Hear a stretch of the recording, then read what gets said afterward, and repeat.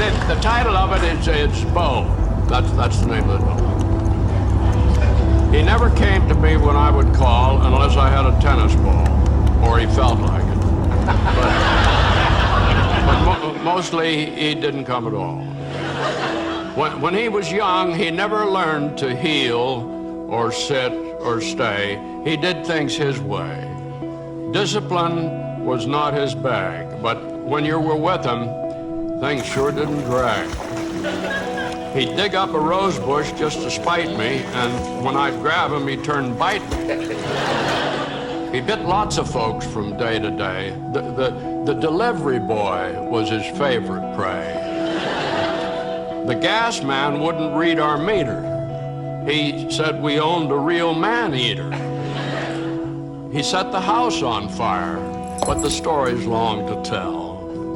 Suffice to say that he survived and the house survived as well. And on evening walks, and Gloria took him, he was always first out the door. The old one and I brought up the rear because our bones were sore. And he'd charge up the street with Mom hanging on. What a beautiful pair they were. And if it was still light and the tourists were out, they created a bit of a stir. But every once in a while, he'd stop in his tracks and with a frown on his face, look around. It was just to make sure that the old one was there to follow him where he was bound. We're early to bedders in our house. I guess I'm the first to retire. And as I'd leave the room, he'd look at me and get up from his place by the fire. He knew where the tennis balls were upstairs, and I'd give him one for a while, and he'd push it under the bed with his nose, and I'd dig it out with a smile. But before very long, he'd tire the ball, and he'd be asleep in his corner in no time at all.